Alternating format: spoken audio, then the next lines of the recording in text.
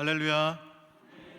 오늘도 하나님을 예배드리러 나온 예배의 자리에 나오신 여러분 한 분 한 분을 주님의 이름으로 환영하고 축복합니다.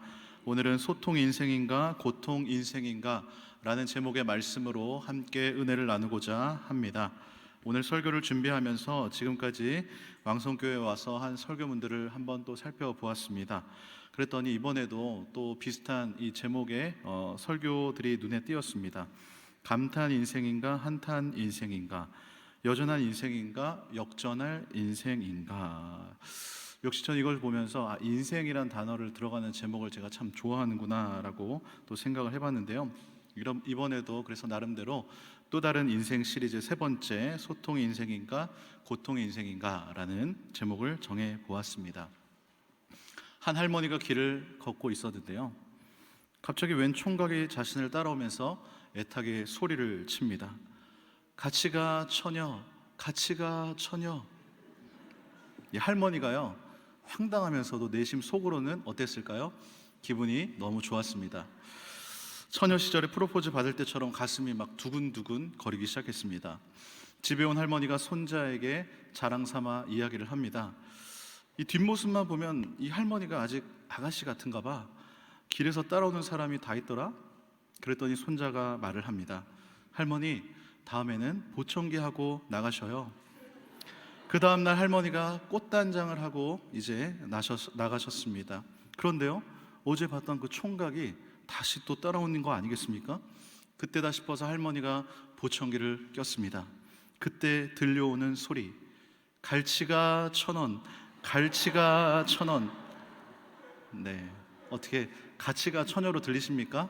네, 이렇게 이런 이야기에 공감이 가시는지 모르겠습니다. 이게 좀 웃기면서도 현실에서 충분히 있을 수 있는 이야기이지 않나 생각을 해봅니다. 사람들은 하루에도 수많은 사람들과 이 소통을 나눕니다. 하지만 상대방 마음이나 이 뜻을 제대로 파악하기가 쉽지가 않습니다.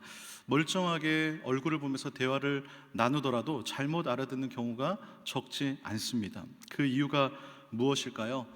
잠시 딴 생각을 하다가 그럴 수도 있습니다. 그런데 그것보다는 상대방의 의중과는 상관없이 자기가 하고 싶은 말만 하려고 하거나 듣고 싶은 말만 들으려는 이 자기 중심적인 사고방식의 결과일 때가 굉장히 많습니다. 갈수록 자기 목소리만 높이는 세상이 되고 있습니다. 오늘 설교 제목은 소통 인생인가 고통 인생인가인데요, 여러분, 소통이 무엇입니까? 소통은 말 그대로 막히지 않고 잘 통하는 것입니다. 즉 뜻이 통해서 서로 오해가 없는 상태가 이 소통이다라고 말을 합니다. 한자로 보면 트일 소자에 통할 통자인 것이죠. 트여서 말이 통한다라는 의미인 것이죠. 탁 트인 마음으로 이제 물이 흐르듯이 서로의 마음이 나눠지는 상태, 이것이 바로 소통이라는 것입니다. 그럴 때 막히는 것이 트이게 되고 서로 통하게 되는 것입니다. 바야흐로 지금은 소통의 시대입니다. 이미 이 시대의 핵심 키워드가 소통이 된 지 오래되었습니다. 소통하지 않으면 살아남을 수 없다고 합니다. 기업들도요, 소비자들과 소통하지 않으면 망한다라는 것이죠. 부모님이 아이들과 소통하지 않으면 아이를 바르게 양육할 수 없습니다. 부부가 서로 소통하지 못하면 행복한 부부 생활을 할 수가 없습니다. 심지어 나라의 리더들도 국민들과 소통하지 않으면 이 나라를 제대로 다스릴 수가 없는 것이죠. 그래서 각 나라의 리더들은 어떻게 해서든 이 소통의 창구를 만들기 위해서 분주하게 노력하는 것입니다. 통즉 불통, 불통즉통이라는 이 한자어를 아십니까? 이 통즉 불통, 불통즉통이라는 말은 이 허준의 동의보감에 나오는 글인데요, 그 뜻은 무엇이냐면 통하면 안 아프고 통하지 않으면 아프다라는 뜻입니다. 그렇습니다. 소통이 중요한 이유는 무엇이냐면 소통이 잘 이루어지지 않으면 바로 고통이 찾아오기 때문인 것입니다.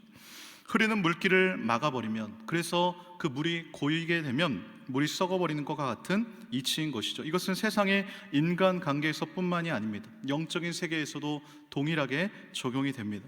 하나님과 소통이 단절된 인생은 부패하게 되고 결국 고통의 인생이 되는 것입니다. 그렇기 때문에 성도에게 있어서 사람과의 소통도 중요하지만 더 중요한 것은 바로 이 하나님과의 소통인 것입니다. 여기 중요한 영적 원리가 한 가지가 있는데요, 하나님의 자녀로서 내가 위로 하나님과 소통이 잘 되면 옆에 있는 사람들과 소통이 잘 됩니다. 그런데 위로 하나님과의 관계가 소통이 막혀버리면 옆에 사람들과도 소통이 막히게 되는 것입니다. 왜냐하면 내가 하나님을 가까이 하고 하나님과 소통하는 사람은 하나님이 기뻐하시는 일이 무엇인지 알고 그렇게 살아가게 되어 있기 때문인 것입니다. 하나님의 성품을 닮아가게 되기 때문인 것입니다. 성경에 하나님과 소통했던 수많은 인물들이 있지만 그 중에 최고를 꼽으라면 단연 모세일 것입니다. 출애굽기 33장 11절은 우리들에게 이렇게 말씀합니다. 한번 같이 읽어보겠습니다. 시작. 사람이 자기의 친구와 이야기함 같이 여호와께서는 모세와 대면하여 말씀하시며.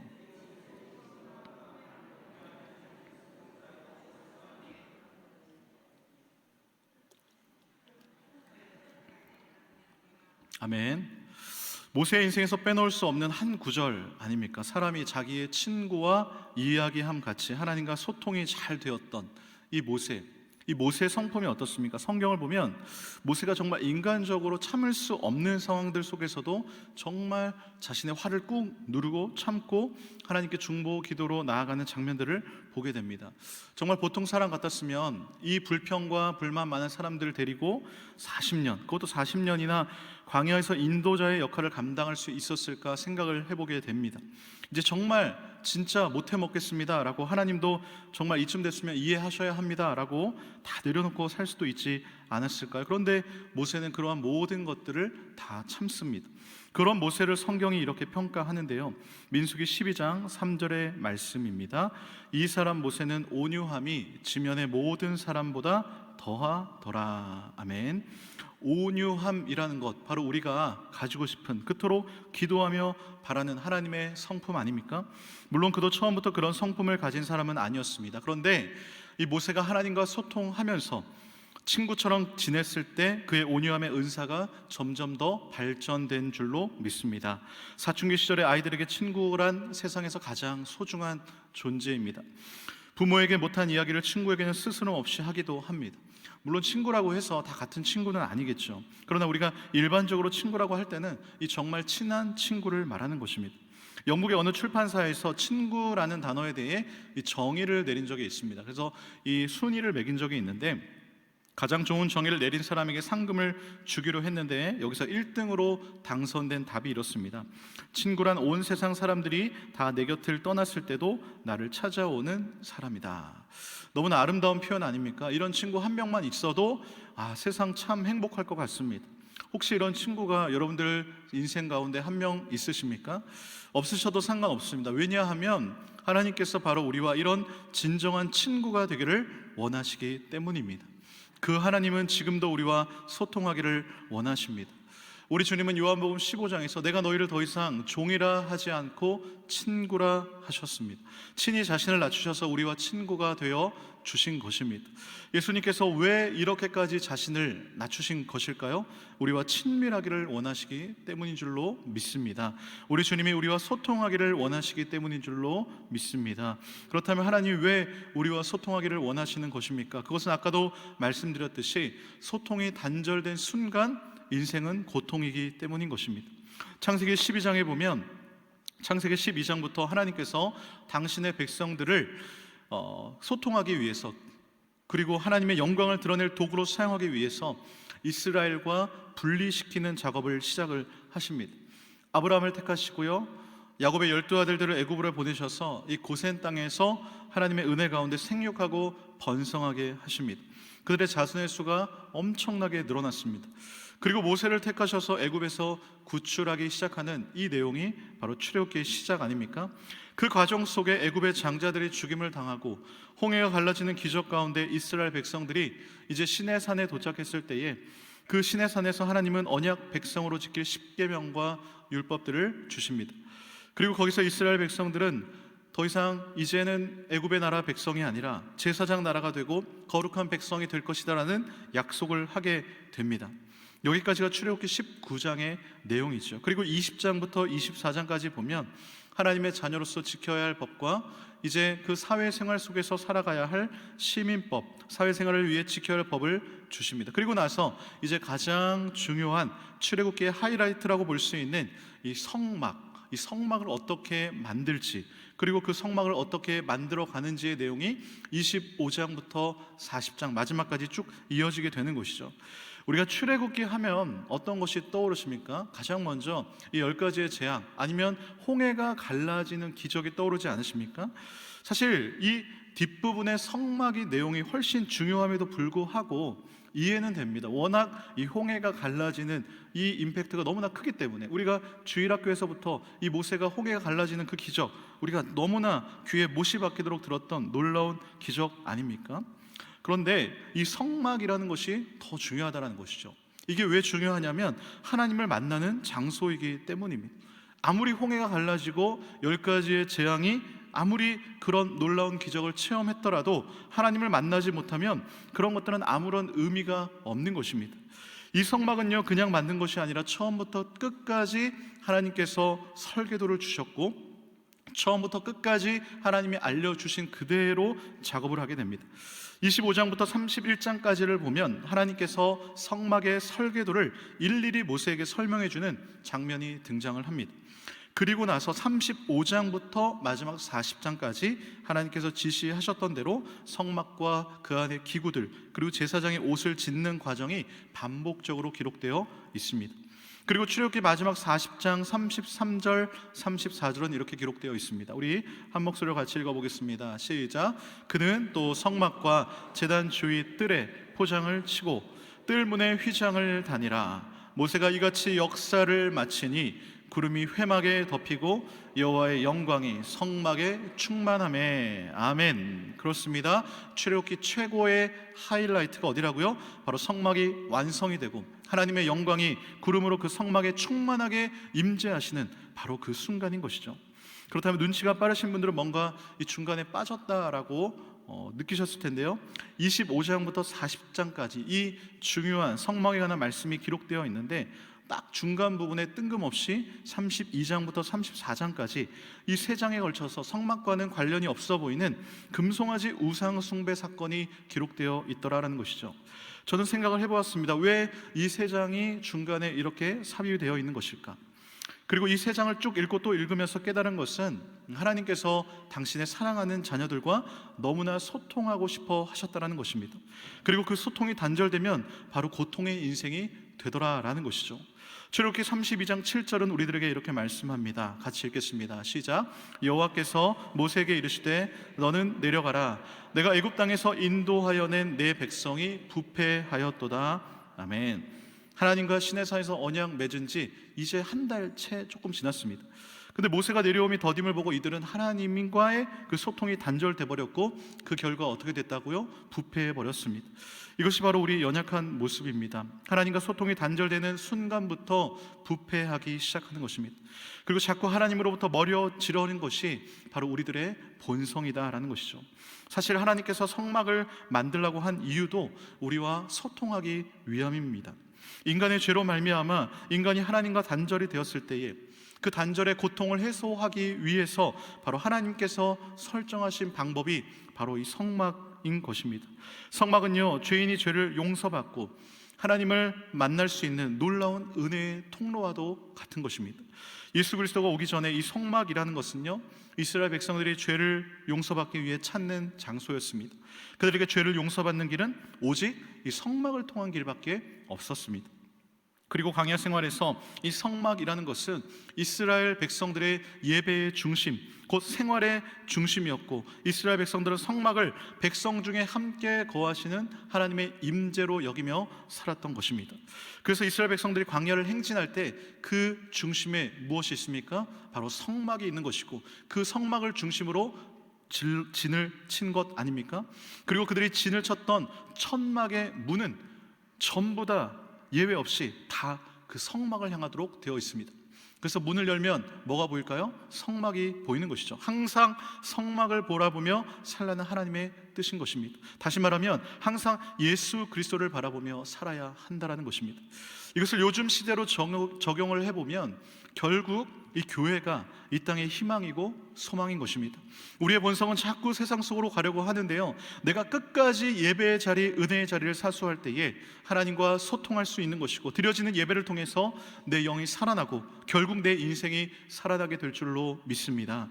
성막은 겉으로 볼 때는 보잘것없어 보입니다. 그러나 하나님이 선택한 백성인 유대인 아니면 그 안에 들어갈 수가 없었습니다. 우리가 지금 이 자리에 앉아 있는 것도 전부 하나님의 은혜인 줄로 믿습니다. 하나님의 자녀로 택하셨기 때문에 우리는 이 자리에 지금도 앉아서 하나님과의 소통의 시간을 가지고 있는 것입니다. 모세가요, 눈앞에 펼쳐진 금송아지를 보면서 눈이 뒤집혔습니다. 송아지와 춤추는 사람들을 보고 화가 머리 끝까지 났습니다. 그리고 언약의 두 돌판을 던져 깨트려 버립니다. 당장 급한 불을 끈 것이죠. 시내산에서 하나님과 언약을 맺은 지 한 달 이제 조금 지났습니다. 이 언약은 피로 체결했기 때문에 어기는 쪽은 죽임을 당해야 마땅합니다. 이건 계약 위반도 보통 계약 위반이 아닌 것이죠. 물론 두 돌판이 깨졌다고 해서 하나님과 이스라엘 백성 사이의 언약이 깨진 것은 아닙니다. 나중에 다시 모세는 돌판을 만들어 올라가지 않습니까? 일단 급한 불부터 꺼야 하기 때문에 모세 입장에서는 혹시라도 죄가 속죄가 될까 싶어서 당장 돌판을 깨뜨려 버린 것이죠. 그리고 다시 하나님 앞으로 나아간 것입니다. 모세의 예상대로 하나님은요, 화가 단단히 나셨습니다. 하나님은 모세에게 내가, 즉 네가 애굽에서 인도하여 낸 백성과 함께 여기를 떠나라고 하십니다. 사실 하나님이 애굽에서 인도하셨습니다. 그런데 하나님이 주어를 바꿔버리십니다. 그리고 하나님께서는 그들을 가나안으로 보내긴 하겠지만 나는 함께 가지 않겠다라고 말씀하십니다. 모세 입장에서는 급한 불은 끄긴 끈 것 같지만 대략 난감인 것이죠. 가나안에 가면 뭐합니까? 하나님이 함께하지 않으면 안고 없는 찐빵처럼 아무런 의미가 없는 것 아닙니까?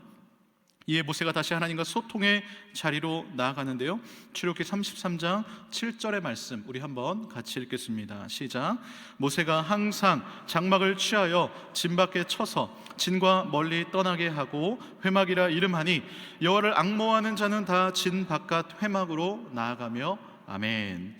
여기서 회막이라는 것은요, 모일 회자의 장막 장자로 모이는 장소다라는 의미입니다. 즉 하나님과 모이는 장소, 하나님을 만나는 장소라는 의미인 것이죠. 여기서 바로 모세가 하나님과 친구처럼 대화를 나눌 것 아닙니까? 이스라엘 백성들이 모여있는 장막은요, 금송아지 우상 숭배와 불신앙의 죄가 가득했던 곳입니다. 그렇기 때문에 모세가 그러한 세상의 유혹을 피하기 위해 일부러 매번 그 무거운 장막을 항상 들러매고 텐트를 치고 땀을 흘리면서까지 진 바깥으로 나가 이 회막을 세웠던 것입니다.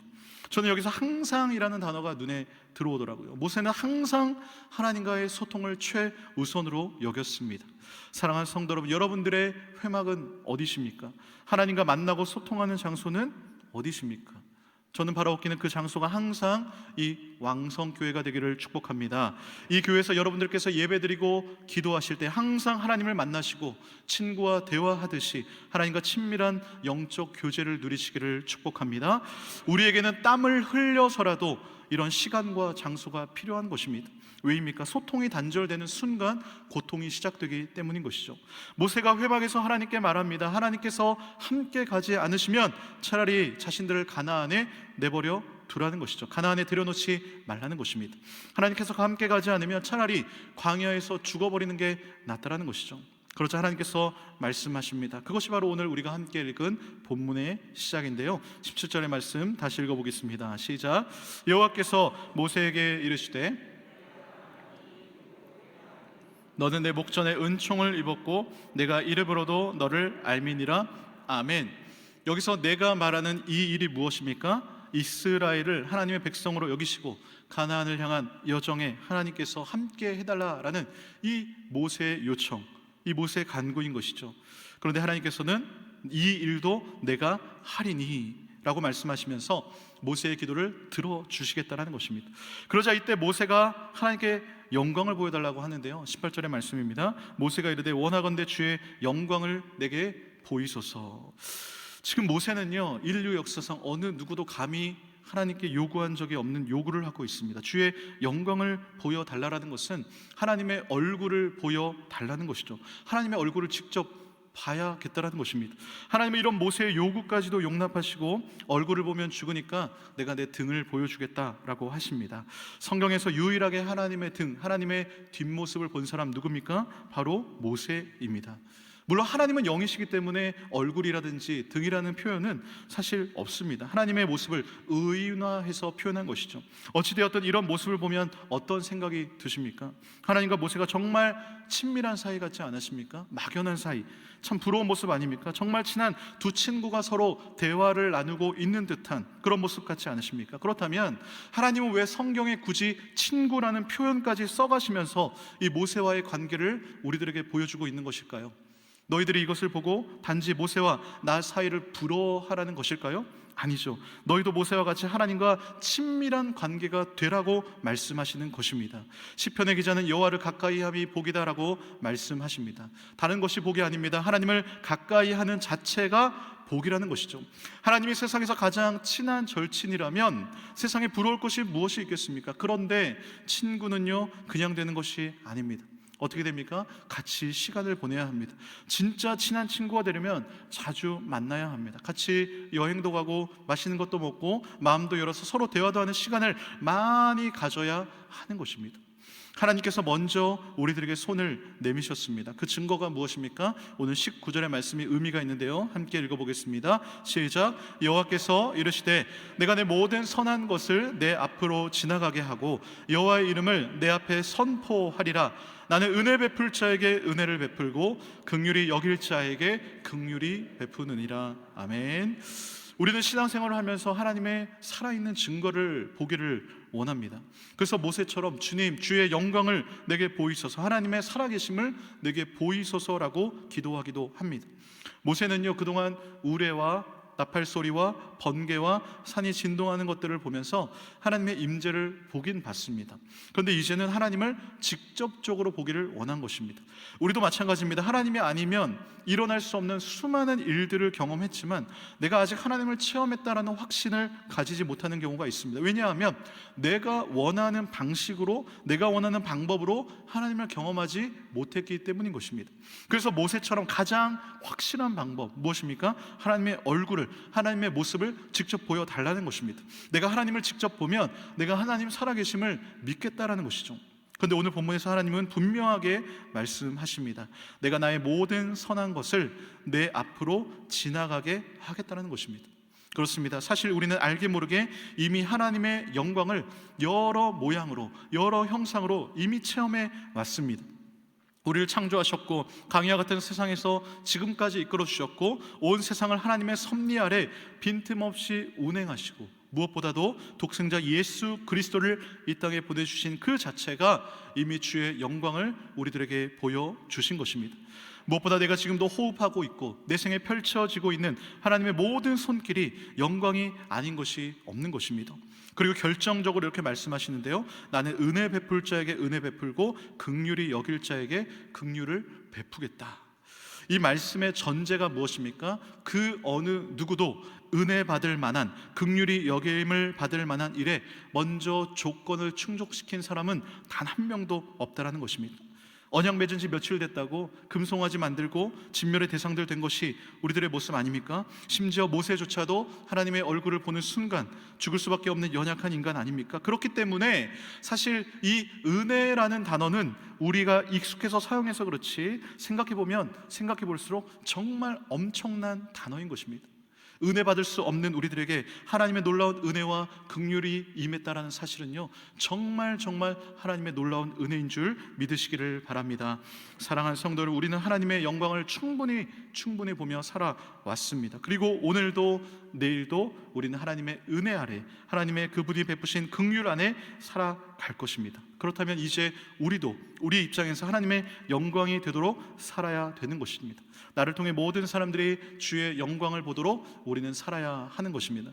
그렇기 위해 우리는 소통 인생이 되어야 될 줄로 믿습니다. 지금 이 시간에도 우리가 소통하기를 원하시는 하나님의 그 마음을 느끼시기를 바랍니다. 그 하나님과 친밀한 친구가 되어 깊은 영적인 교제를 나누시고 하나님께서 주시는 은혜를 누릴 수 있기를 주님의 이름으로 축복합니다. 마지막으로 어느 칼럼에서 본 이 이야기를 해드리며 설교를 마무리 짓고자 하는데요, 칠순이 넘은 노 부부가 이 성격 차이를 이유로 이제 헤어지기로 했습니다. 서로 성격이 너무 안 맞았어요. 더 이상 같이 살 수 없다라고 생각을 하고 고심 끝에 이 황혼 이혼을 결정한 것입니다. 노부부의 이혼 문제 처리를 맡았던 변호사가요, 부부를 데리고 마지막으로 이 통닭집에 갑니다. 이 통닭집에 가서 두 부부와 함께 저녁 식사를 하면서 이제 사건을 매듭짓기로 한 것이죠. 주문한 통닭이 도착을 했습니다. 그런데 할아버지가 그동안 아내 때문에 힘들고 참 피곤하기도 했지만 이제 헤어진다라고 생각을 하니까 한편으로 홀가분하기도 하고 속이 후련하기도 했습니다. 그런데 가슴 한구석에 이런 생각이 드는 것이죠. 나는 그래도 남자고 할멈은 여잔데 라는 생각과 함께 왠지 할멈의 얼굴을 딱 보니까 안쓰러운 것입니다. 그래서 자기가 좋아하는 다리 부위를 찢어서 아내에게 권했습니다. 그 모습이 워낙 보기가 좋으니까 이 변호사가 어쩌면 이 노부부가 다시 화해할 수도 있을지 모르겠다라고 속으로 생각을 했습니다. 그런데 그 순간 할머니 표정이 싹 변하더니 아주 마음이 상한 표정으로 화를 내면서 이렇게 말을 합니다. 지난 40이 넘는 세월 동안 당신은 늘 이런 식이었어요. 항상 자기 중심적이었죠. 이혼하는 날까지도 그러는구려. 맛있는 날개 부위는 자기가 먹고 맛없는 다리 부위만 나에게 주다니. 당신은 지금까지 살아오면서 한 번이라도 내가 어떤 부위를 좋아하는지 물어본 적 있었어요? 당신 너무 일방적이고 이기적인 사람이에요.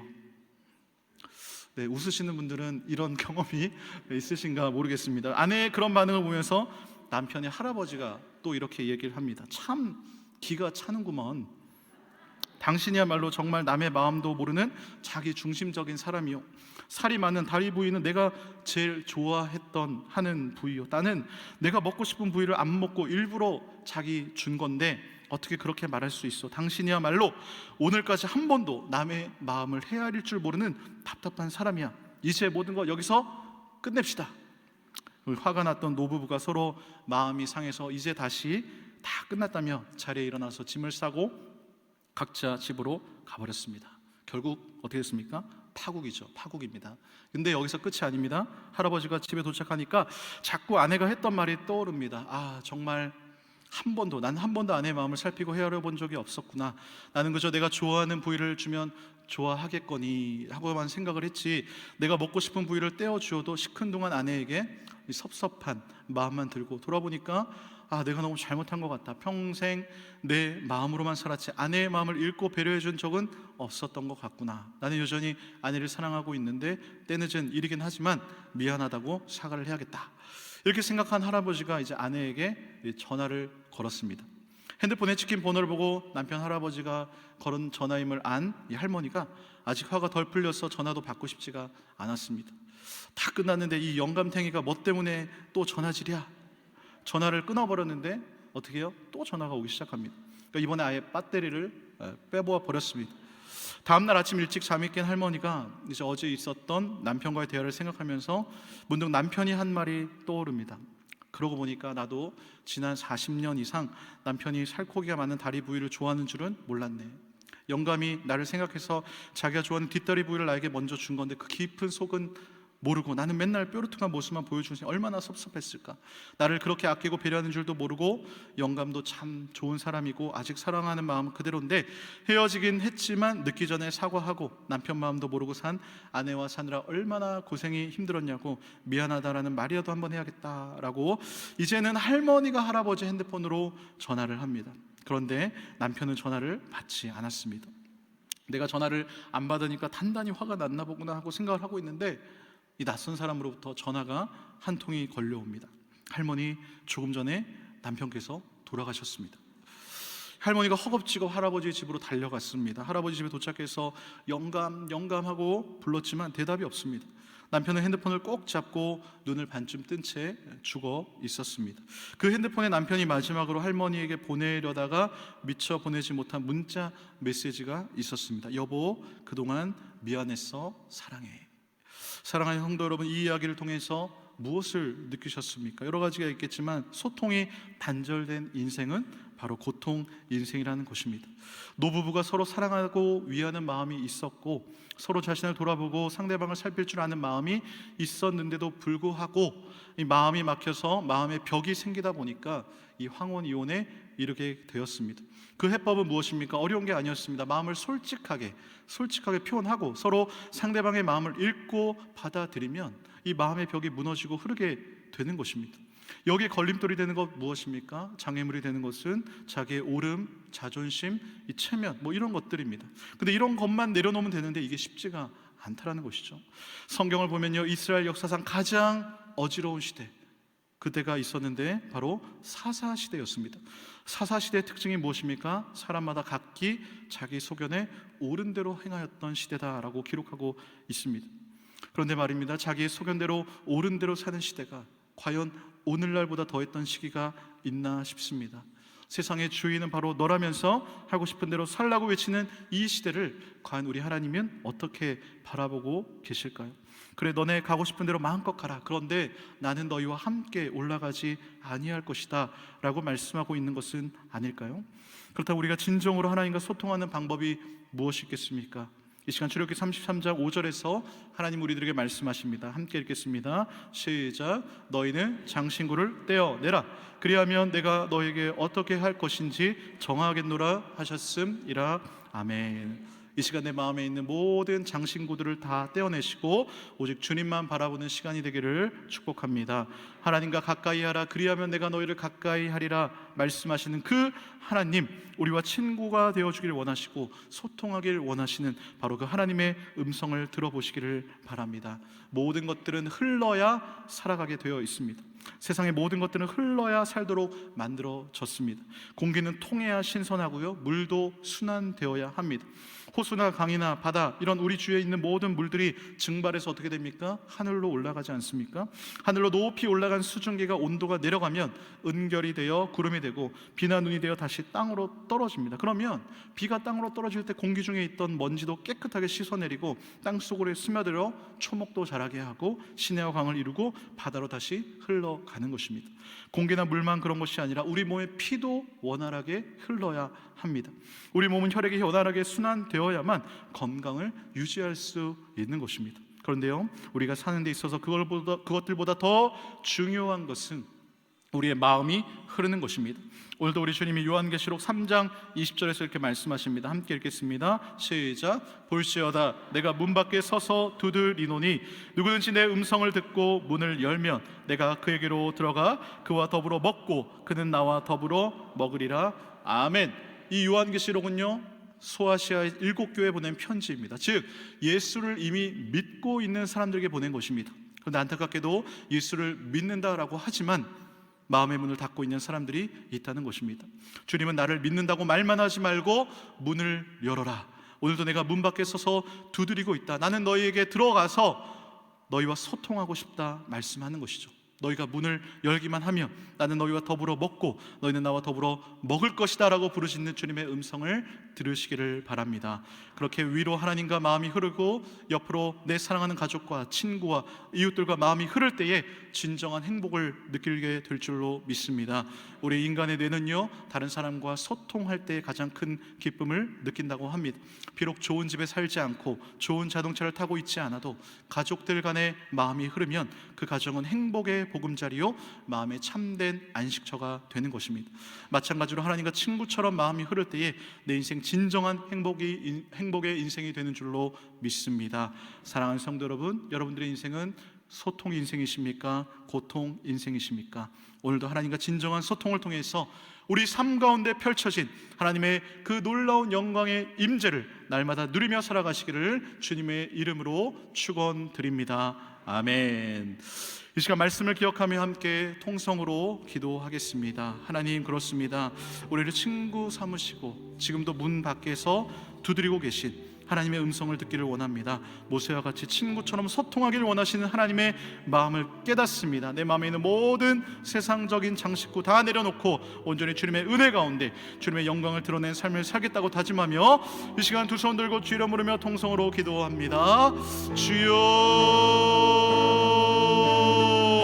사랑의 하나님 감사합니다. 주님 아버지, 모세가 친구와 같이 우리 하나님과 대화 나눴던 하나님 아버지 그런 친구 되기를 원합니다. 우리와 기꺼이 친구 되기를 원하시는 우리 예수 그리스도 주님 아버지 진정한 친구의 삶을 살기를 원합니다. 우리 주님과 진정으로 마음이 통하기를 원합니다. 위로 하나님과의 통한 마음이 통했을 때 옆으로 내 모든 사람들과 마음이 통하고 세상의 모든 것이 막힌 것들이 무너지게 하시고 특별히 5월 가정의 달입니다. 아버지 모든 가족들의 막힌 담들이 허물어지게 하시고 주님 정말 그 가족들의 자리가 가정이 정말 행복한 보금자리가 되게 하여 주시옵소서. 주님 아버지 이 시간 내 마음의 문을 두드리고 있는 예수 그리스도의 아버지 그 소리에 아버지 내가 반응하기를 원합니다. 누구든지 내 음성을 듣고 문을 열면 내가 그에게로 들어가 그와 더불어 먹고 그는 나와 더불어 먹으리라 말씀하신 우리 예수 그리스도와 손잡고 남은 인생 진정으로 행복한 인생 살아가기를 원합니다. 진정으로 소통 인생 살아가기를 원합니다. 주여 은혜 내려 주시고 주여 말씀하여 주시옵소서. 사랑의 하나님 감사합니다. 하나님의 놀라운 구원의 은혜 그 앞에 찬양과 경배를 올려드립니다.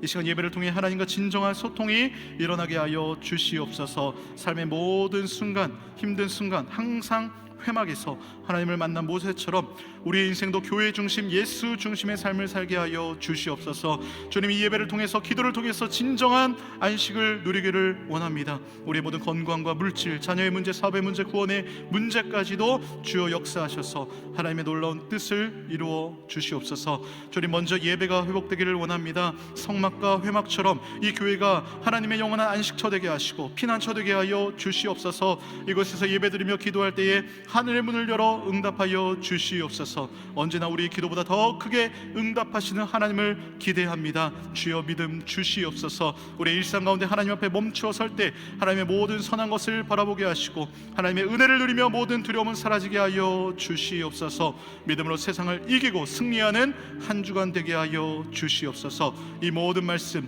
우리와 친구 되기를 원하시는 예수님의 이름으로 기도드립니다. 아멘.